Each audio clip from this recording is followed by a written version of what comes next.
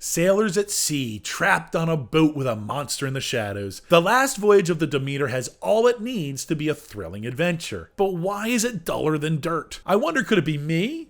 I'll explain what I mean in a moment, but first, The Last Voyage of the Demeter. Mr. Clemens is the last hired hand added to the crew of the Demeter. As an educated man, he has little experience in sailing, and the familiar crew is suspicious of this newcomer. Nonetheless, the ship takes sail to deliver 50 large crates from Carpathia to London. Once at sea, unexplained phenomena begin to occur. The livestock are slaughtered, a stowaway is discovered, and a crew member goes missing. The gruff sailors blame bad luck and the fact that the world is a cruel and uncaring place, but Mr. Clemens is more curious. He sees goodness in the world and wants these abnormal incidences to make sense. It doesn't take long for Mr. Clemens and the rest of the crew to realize something evil is in fact aboard the Demeter, and it threatens to take all their lives before the journey ends. As the mystery unravels, the evil is revealed to be the centuries-old legendary Dracula. Now, with nowhere to hide, the crew must band together and try to survive the mythic creature and stop it before its wickedness has a chance to spread all across England. As simple as the story is in The Last Voyage, based on a chapter from Bram Stoker's Dracula, it's a concept that worked to perfection in something like 1979's Alien. And I was intrigued at the potential a claustrophobic introduction to the notorious Dracula could be showcased, but unfortunately this film disappointed me practically on every level. To the point where I started questioning myself, why am I not feeling the dread of these sailors? Why do none of the jump scares startle me at all? Why am I bored at viewing constant carnage? Am I that desensitized? And as time passed, the movie settled in my consciousness and I reviewed my notes and I came to the conclusion, no, it's not me. It's the execution of the filmmakers. With such a simple concept, the writers and director had to bring something fresh and unique to bring life into the story that they're telling, but instead all we get is two-dimensional characters, repetitious, easily anticipated death scenes, and pitifully weak attempts at evoking emotion.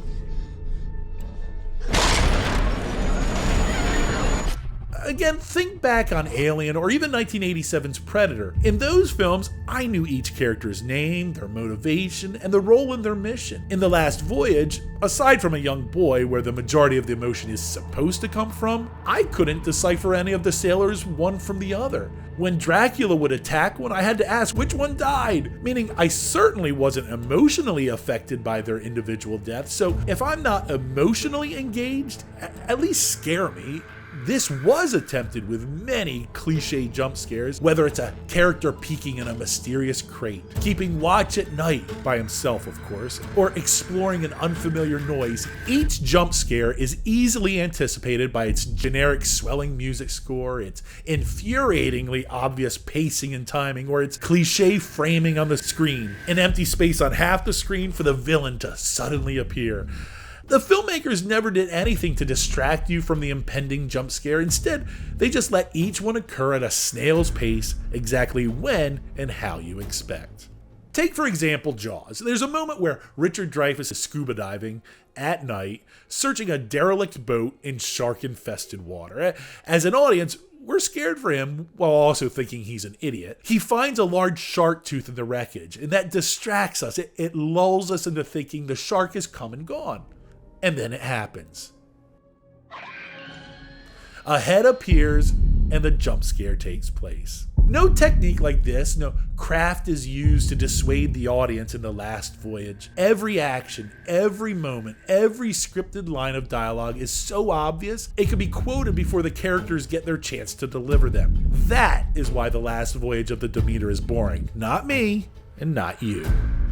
Since the script and direction is so dull, the creators amped up the violence to an absurd and unnecessary degree. Dracula doesn't just kill his victims, the camera lingers on the broken flesh and the oozing blood, but without the scares or character development, the violence is inconsequential and just gross. There's an infamous scene in Pan's Labyrinth, which is one of the scariest movies I've ever seen, where a character is killed mercilessly with a bottle. It's graphic, but it's also establishing the underlying violent nature of a respected character, so it both shocks and furthers the plot. This movie has similarly gratuitous moments of violence, but they have no meaning other than to disgust the audience and earn an R rating. As negative as I'm being about the movie, The Last Voyage of the Demeter is shot beautifully with a spooky tone that was tried but absent from Disney's recent Haunted Mansion. Corey Hawkins, after two standout performances in The Heights and The Tragedy of Macbeth, shows once again he has leading man capabilities. But the standout to me in this film was David Dastmalchian as Wojciech.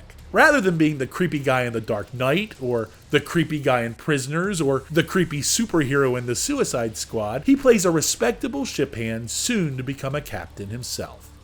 The Last Voyage of the Demeter may not be the worst movie I've seen this year, but I can see it coming to Netflix in a couple years, and I'll watch it not realizing I've seen it already, which means it's pretty forgettable, and that may be even worse.